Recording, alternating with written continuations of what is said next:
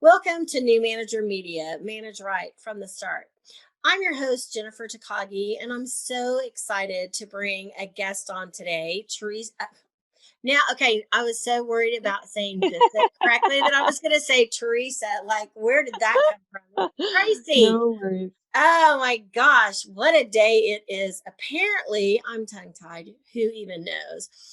Tracey Bissett, and she is in Canada, which I think is super cool. I love Canada. I've only been there a couple times, but I love visiting.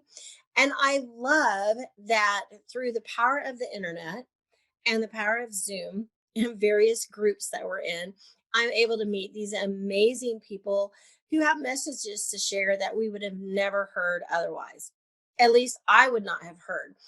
And when Tracy and I were getting to know each other a little better, because we're in a couple of groups of the same groups together, business groups, she said, I do financial planning and I'm in the financial space. And I said, really? So as our conversation continued, I got super excited because we were trying to see how we could make the connection between managers and finances. And I said, I've heard rumor about knowing about the financial position of the organization you work for. Like, is that important? And she was like, yes. So today we're going to talk about some of that. Tracy, I'm going to let you tell a little bit about your background as we go forward. And Tracy does have the business Bissett Financial Fitness, and I love the fact that it's not like financial planning, financial company, it's financial fitness. So, why don't you tell us a little bit about Bissett Financial Fitness and what we can do to be a standout in our organization? And thank you so much for taking the time to be with us today. Oh, thank you, Jennifer. It's really my pleasure. So my background is actually in corporate. I was about 20 years in banking and financial services at TD Bank, so one of Canada's big banks, and it's also along the eastern seaboard of the US.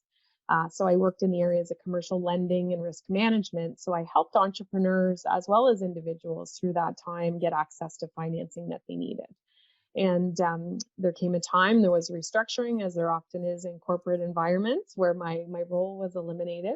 And so I decided to make a business that put together all of the things that I like to do. So I firmly believe that financial acumen, financial literacy, it's a fundamental life skill. And without it, your life goes in a different direction than maybe where it could. It also takes up way more time and way more worries. You're spending time worrying, thinking about it, being anxious, and it actually can impact all your relationships. So throughout my time at the bank, I had volunteered quite a bit with young people, and I had worked so closely with entrepreneurs. So when I started my business, I really wanted to keep those focuses. And so I'm a financial coach or a money coach, and I really support through my podcast. Young Money is geared towards young adults, so really 18 to 30-ish an age group. And I say those who love them because there's a lot of people of different ages who tune in. And we're really trying to showcase different paths to success and different opportunities and ways to create wealth.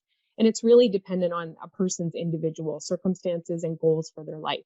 So there's no one way. The second thing that we do is one-on-one and group coaching for entrepreneurs across all different industries. And I'm not an accountant, I'm not a bookkeeper, so I'm not going to do your numbers and create them for you. But what I do is support entrepreneurs to bring up their level of financial acumen. And so understanding how to read their financial statements, the cash flow cycles in their business, and pricing, everything that goes around it. And then also kind of getting into people's money stories. How did they grow up? What were they thinking about? And how has that really impacted your life? And so all of that together, as well as I'm a professor at a college in a business school where I teach students to become financial planners. So that's kind of it in a nutshell. I love to talk about financial fitness because I'm sure you've heard, Jennifer, a lot of people talk about financial literacy.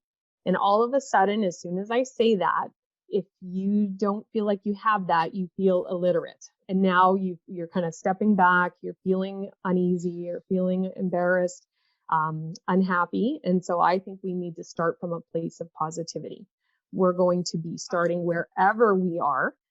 So we might be, if we put it akin to physical fitness, we might be taking that first walk around the block, getting off our couch. So we're really kind of at the first steps. We could be learning about different types of bank accounts. We might be learning even how much our paycheck really is. like when you get all those deductions taken off, and what does that actually materialize to? Or we can be kind of farther along on the spectrum, where from a physical standpoint, we might be training for a marathon. We could be training financially to be a sophisticated investor. So everyone has a different place where they are on their financial fitness journey, and no place is bad. You're wherever you are starting today. And I really like to encourage people to move forward. And so to take a positive step every day, if you learn one new thing, you're going to have missteps, you're going to fall off the path. But let's get back on. And so we don't want to beat ourselves up about it. We want to learn from the things that maybe we don't do as well as we would like. But through education, we can actually take control of the financial side of our life. I love that. And I love that you said, financial literacy, people can feel like, wait, what? I don't feel financially literate at all. Mm-hmm. So I can't join in this conversation. And then on the fitness world, we don't have to start out wanting to do a marathon initially. Mm-hmm. We just need to learn like the first step. So I'm thinking back to my early days in corporate America, and I actually worked for a mortgage banking company, and it was a publicly traded company. And we talked a little bit the other day about the fact that if I understood the financials of my organization, the corporation I work for, then I could have much more uh, I just lost a word. I could have much more high level conversations. That's what I want to say. High level Absolutely. conversations with my boss, or maybe even my boss's boss, and actually stand out in the organization as, a new manager who knows what's going on. How could I do that? Like, what does that look like? Yeah, I had the opportunity to work for the chief risk officer when I was at TD. So we used to see who got to go to the senior executive meetings, who got to present to them. Also prepared stuff for the external board of directors. So we got to see who got to go and make those presentations.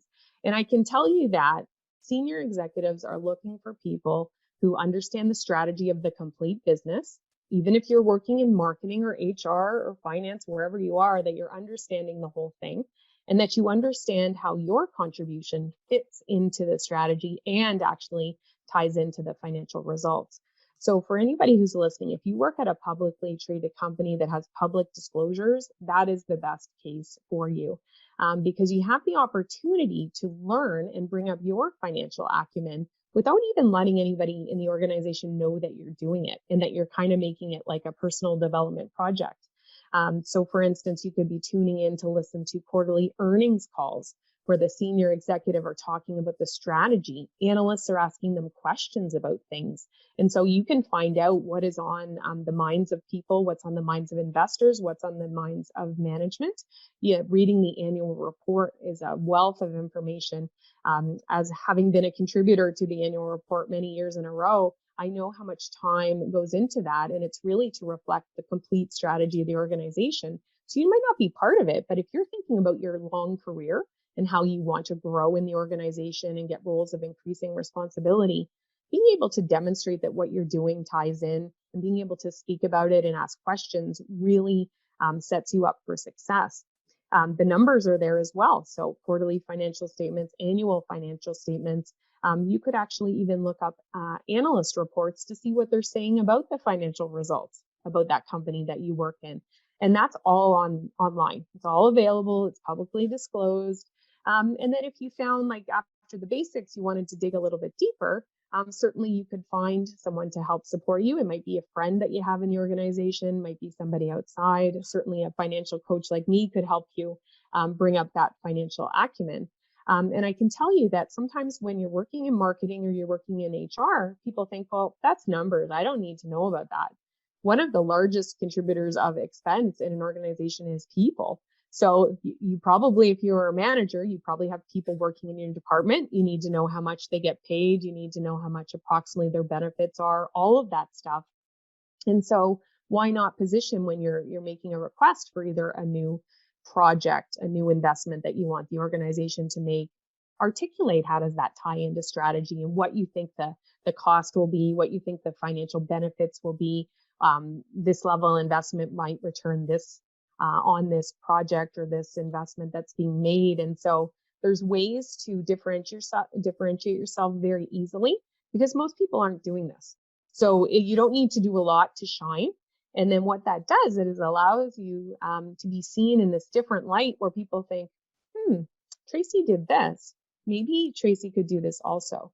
And we could see Tracey as we continue to support her and she does more development and we groom her down the road. Maybe Tracey can ultimately aspire to X position. And so you want to start planting those seeds so that people are like, yeah, look, she's already thinking like our executives. Let's see what we can do to help support her.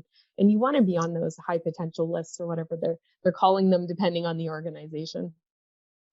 Well, and once you like get your name out there, then people in other parts of the organization are paying attention. Mm-hmm. I remember one time there was a reorganization going on in my um, organization, and there was one specific job I really, really wanted.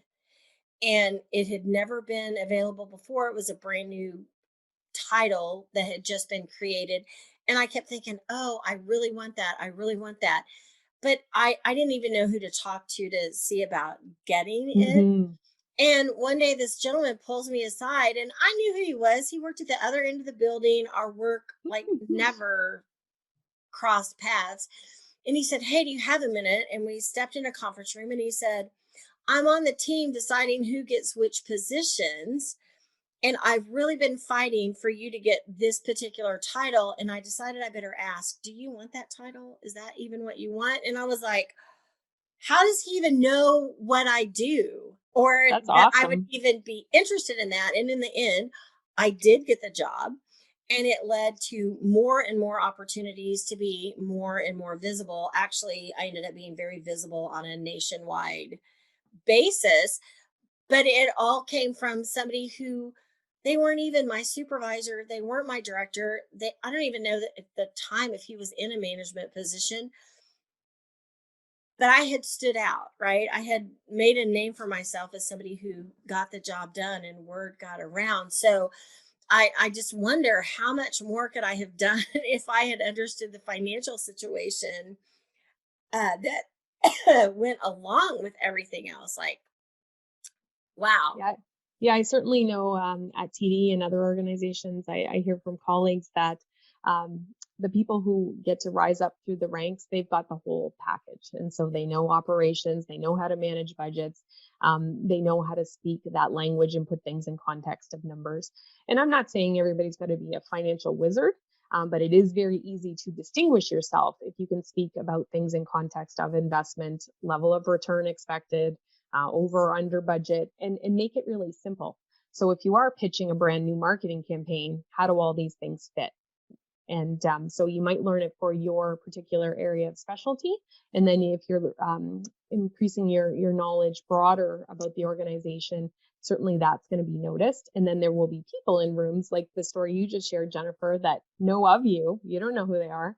And all of a sudden they're saying, Jennifer could do this, or no, we think Tracey, even though they've never worked with either of us. And there's a couple ways to actually get that information. Like I mentioned, the annual report. I mentioned listening to analyst calls are certainly good ways. Publicly traded companies also have proxy circulars. So when the voting is done annually, that contains a lot of really good information as well, that's informative. As well with this time where everyone's very concerned about sustainability and corporate governance. They will have corporate sustainability reports. So you'll get to see what are the issues from a charitable and community-minded perspective that the organization really cares about. Where is it that they make their contributions? What are the pillars of the community that they want to support and what actions they are taking? And so gathering all that information that employees spend a lot of time actually creating, you can read that and get really a quick Cole's notes to be really have your pulse on everything that's going on. And it's a really great way to, if you're going to even think about volunteer opportunities, okay, where does the organization, where are they aligned? Which one most closely matches where I'd like to personally contribute, whether it's with your time, talents, or your treasures, but which one do I feel most aligned with? And then pick one of those. Why not? So everything that you're doing can be tied together to really support your ability to then be a little bit more in control of your trajectory in the organization. We know certainly tons happens that we can't control. But the more visibility you get doing the right things, that's going to lead to good things for you. I love this. I'm taking lots of notes. I'm looking down to get my notes. So if I am at an organization that is not publicly traded, are there ways for me to get numbers for within my organization also, if that's, if they're not publicly traded? So you'll have to do it probably a little bit more overtly. So when it's publicly traded, you can look at anything you want, that's publicly disclosed. So it's a little bit easier. But you kind of then, if it's a private company, you probably want to be kind of a financial detective. You want to listen to what are the messages that are being said. When somebody's giving a speech, are there themes that actually relate to numbers? So if people are talking about um, headwinds coming and things going to be challenging, what typically goes with that? Oh, could there be layoffs? So you might be starting to anticipate those kinds of things before they're coming. If a new product or service is being launched, what are the expectations for it? Even thinking about the way that work is done, if you're in something that was kind of old school, all in person, not very automated, what could be done around that? And so thinking about from an operationalization standpoint, how do you maybe bring that a little bit more modern? So you'll look for clues. It's not going to be as obvious. There might also be, in the context of your department, numbers that are shared, especially if you're on the sales team or other people are. What's the total for our department? How does this fit into the total sales of the company? And you might not have the exact number, but I bet that your manager would share, we make up 5% of the total sales. And so then you can kind of get some ideas. And so it's going around and looking for those clues. You won't be able to sit with the financial statements as you would a publicly traded company, but there's no shortage of people giving signals around what's going on. It's just starting to look for things and listen a little bit differently. I love that. Listen differently. I know that I often got caught up in whatever work I was doing, and I wasn't really paying attention to what was going on. And we had some major things come down the road that was like, hey, wait a minute, who knew about this? And then people around me were like, well, didn't you hear this? Didn't you hear that? So it really is worthwhile to step Oh out of yeah. your office, out of your little world, and find out what else is going on, around what's happening around the water cooler. Yeah, and with social media, like so many companies are prevalent on it. So why not follow your own company where you work? See what senior leaders are talking about out there in the world, and whatever they're saying publicly is going to come back to the strategy somehow. And even monitoring what other people are saying about the organization, you'd be able to anticipate things that might become issues. Not that the senior leaders don't know about them, but maybe they're not talking to you about them yet. And so lots of ways to pick up clues. There's never been an easier time to learn more about companies, just with the access to information being so easily at our fingertips. So it's really on you. And especially if you love the company where you work and you know you'd like to work there for a long time, you want to do that work. That's really personal development work to increase your knowledge about the entire organization and how you can help them hit the goals. And so maybe you're doing a small contribution in the role that you're in right now, but you can start thinking about what are the next roles and how might you like to be a contributor to that. And certainly if you're applying for roles, that would be something a hiring manager is going to look to. How much do you know about our group? How much do you know what we do? And how do you think you're going to make a difference and contribute? So if you can talk about how your contributions are going to fit, and numbers being one of them, certainly not the only thing, but if you're focused on the bottom line, you're focused on all the key stakeholders, I don't think you can usually go wrong. Well, because it really comes down to productivity and profitability, no matter where you are, what your focus is, because if you're not productive and there is no profit coming in, then none of the other, goals, social areas that you want to have an impact in, like the organization wants to have the impact in, if you're losing money left and right and it's, you're just hemorrhaging funds, then none of that can happen either, right? Yeah. So you have to kind of understand where it is and what happens. So as a new manager, is there one critical tip that we haven't already hit upon that you really think that I need to know. Like, I need to know and I need to take action on today. So we talked about kind of this thing of being financial detective. The other major thing that I would say that would be great for the manager as well as for them to help their teams is to really take stock of all of the ways that the organization is trying to help you financially. So I find that sometimes people don't really dig into their benefits packages. They don't know about all of the options available to them. So if you can, number one, do that for yourself. So never leave free money on the table. If they've got a matching program for savings, if they have a stock ownership program, make sure you're in all of that stuff. If you have benefits afforded to you, make sure you're putting your claims. So anything you're entitled to, make sure you're participating. And then be that manager who does a great job of supporting their staff and helping them understand. Because if you can help your staff financially, they're also going to be less stressed. They're going to be able to be more focused on the job at hand. And so they're not going to be as worried. So look at all of those things that the organization offers, make sure you're taking advantage of them and help your team as well. And I think that people who do that and who are helping, again, they get noticed as well for Well, and good. I think that is so critical because I was in the government sector for many years, and they would have meetings annually to talk about various things and how the employee could benefit even further from what was available. Hmm. And so many people would say, I'm not going to go to that meeting. It's a waste of time. And it's like, wasn't a waste of time for me.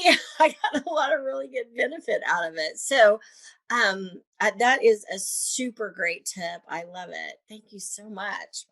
You are welcome. Tracy, I appreciate your time. I know my audience is really going to appreciate learning these really valuable strategies so that they can stand out even more in their organization and be even more um, promotable, I'll say. So, if we wanted to reach out to you, how would we get hold of you? What type of programs do you offer that would be of benefit to my audience? Well, I think for those who are listening, the podcast is a great place to get tips regularly. We do a show every single week. And so we're up to episode 188 was out this week. So we certainly have every topic covered.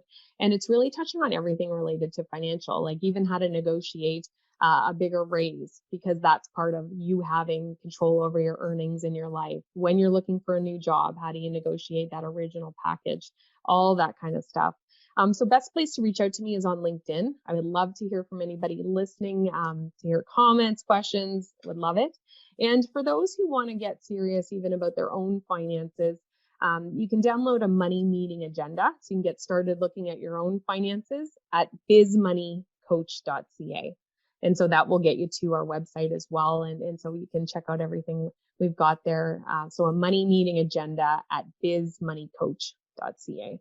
And as I said, I'd love to hear from anybody who's tuned in, who has questions, who maybe it sparked a thought they didn't have before, because it all then contributes to your financial earnings power over your life. And the more money you can make, the more choices and flexibility you're going to have across your life, your career, and certainly with your friends and family. It affords you a lot more options. Exactly. Money may not buy happiness, but it can make you comfortable, is what my mom used to say. And then you can reach out and help other people too. So, all of this information, all your contact information will be in the show notes. So, anyone listening, you can grab this information in the show notes if you didn't have a chance to write it down quickly enough. And, Tracy, thank you so much for your time. I appreciate it so much. Oh, it was wonderful. Thanks so much for having me, Jennifer. I'm Jennifer Takagi with New Manager Media. Manage right from the start. I look forward to connecting with you soon.